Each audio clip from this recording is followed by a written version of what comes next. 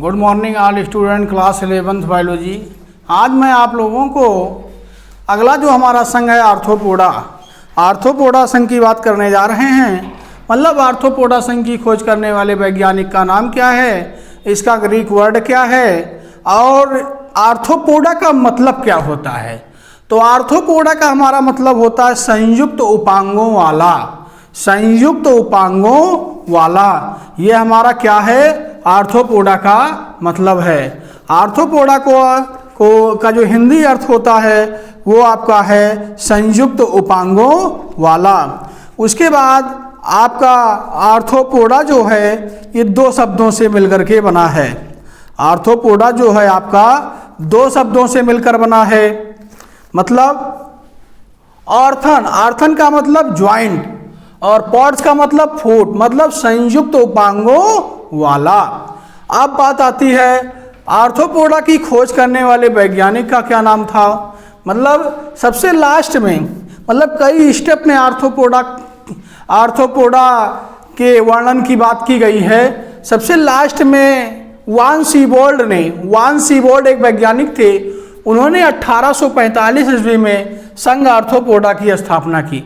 सबसे पहले हम बात करते हैं आर्थ्रोपोडा का वर्णन किसने किया था। अरस्तु ने केकड़ों आदि कुछ आर्थ्रोपोड्स का वर्णन किया था। अरस्तु नामक वैज्ञानिक ने कुछ केकड़ों आदि का आर्थ्रोपोड्स का वर्णन किया था। उसके बाद लीनियस ने ऐसे सभी जंतुओं को इंसेक्ट समूह में रखा। ऐसे सभी जंतुओं को इंसेक्ट समूह में रखा और लैमार्क ने इन समूहों को 3 वर्गों में बांट दिया।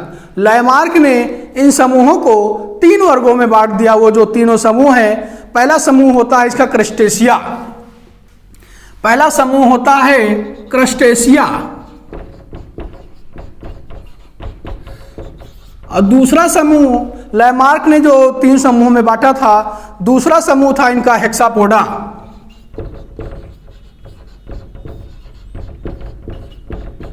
लास्ट में इनका तीसरा समूह है वो है एरेक्निडा।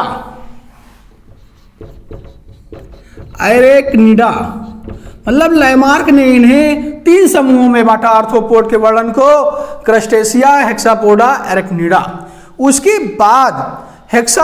उसके बाद अंत में वान सीबोल्ड एक वैज्ञानिक थे। लास्ट में वान सीबोल्ड एक वैज्ञानिक ने, उन्होंने 1845 ईस्वी में इन जंतुओं के लिए आर्थ्रोपोडा संघ की स्थापना की। किस सन में? 1845 में। तो आपको मैं आर्थ्रोपोडा का अर्थ बता दिया। आर्थ्रोपोडा का अर्थ होता है संयुक्त उपांगों वाला। उसके बाद अब बात करते हैं आर्थ्रोपोडा में कितनी जंतुओं की, मतलब वर्तमान में जो आपके कितनी जंतुएं ज्ञात हैं, कितनी अभी विलुप्त हैं। वाय कंकाल एवं संयुक्त उपांगों के कारण आर्थ्रोपोडा बहुत सफल वर्तमान जंतु है। आर्थ्रोपोडा बहुत सफल वर्तमान संघ का जंतु है। इनकी लगभग 9 लाख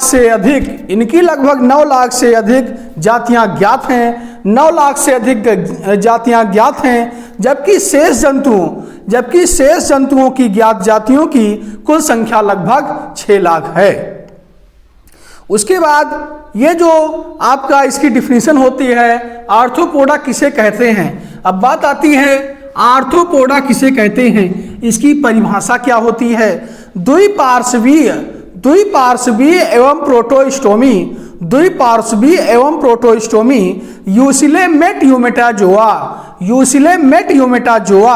जिनमें शरीर एनीलिडा की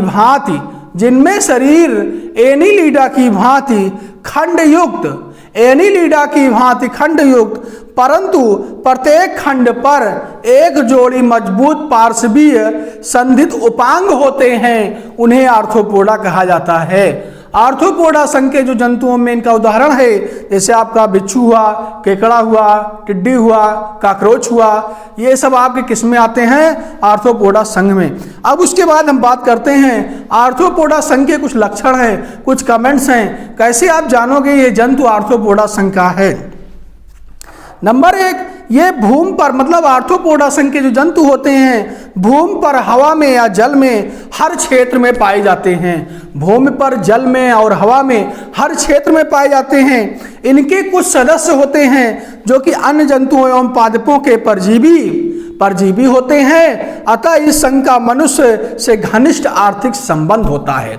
मतलब आर्थ्रोपोडा संघ का जो है, आर्थ्रोपोडा संघ है, ये आपका मनुष्य से घनिष्ठ संबंध है इसका। अगला पॉइंट है इसका नंबर 2, त्रिस्तरीय एवं शरीर द्विपार्श्वी।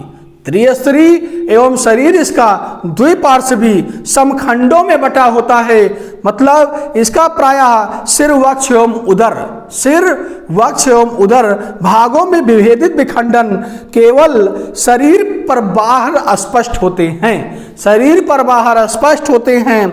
खंडों की संख्या अस्थाई होती है। मतलब आर्थ्रोपोडा के संघों में, संघ के जंतुओं में खंडों की संख्या जो होती है अस्थाई होती है, अस्थाई नहीं होती है। खंडों के चारों ओर काइटिन की बनी एक मोटी कठोर क्यूटिकल या का बाह्य कंकाल, बाह्य परत होती है। अगला नंबर, इनके सिर पर जोड़ीदार मतलब जोड़ों में, सिंगल नहीं जोड़ों में इनके सिर पर जोड़ीदार सरल या संयुक्त नेत्र तथा संवेदी श्रृंगिका पाई जाती है। अगला पॉइंट है इसका, इनमें पेशी तंत्र विकसित होता है। इनमें मतलब आर्थ्रोपोडा संघ के जंतुओं में पेशी तंत्र विकसित होता है। पेशी तंत्र में कौन सी पेशियां पाई जाती हैं? रेखित पेशियां पाई जाती हैं। अगला पॉइंट है, आर्थ्रोपोडा संघ के सदस्यों में श्वसन के लिए जलीय सदस्यों में जल क्लोम, स्थलीय में वायु नलिकाएं और बुकलंग्स कुछ में श्वसन देवहित से विसरण द्वारा होता है। अगला पॉइंट इनका उत्सर्जन का है। मतलब आर्थ्रोपोडा संघ के सदस्यों में उत्सर्जन जो होता है सिलोमोडक्ट या विशेष प्रकार की मैलपीघी नलिकाओं द्वारा होता है। अगला पॉइंट बेटा इसका लास्ट है,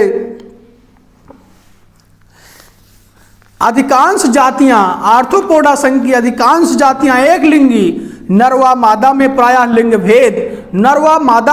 लिंग भेद निषेचन आदर्श रूप से मादा के शरीर में होता है। इनमें जो निषेचन होता है आदर्श रूप से मादा के शरीर में होता है। इनके जीवन वृत्त में प्रायः एक या अनेक डिंभकी प्रावस्थाएं जिनके रूपांतरण से वयस्क बनता है। अब इसके उदाहरण में मैं आपका पहला उदाहरण में इसके संघ के अंतर्गत जो पहला उदाहरण है मैं उसके बारे में आपको बता रहा हूँ। जैसे आपका सपोज दैट हो गया झींगा जिसको प्राण मतलब इंग्लिश से बोलते हैं प्राण, और इसका जंतु वैज्ञानिक नाम जो इसका होता है झींगा का, इसको बोलते हैं पैलीमॉन मैक्लोडमैंसली। ये आपका झींगा का जंतु वैज्ञानिक नाम है जिसको हिंदी में बोला जाता है पैलीमॉन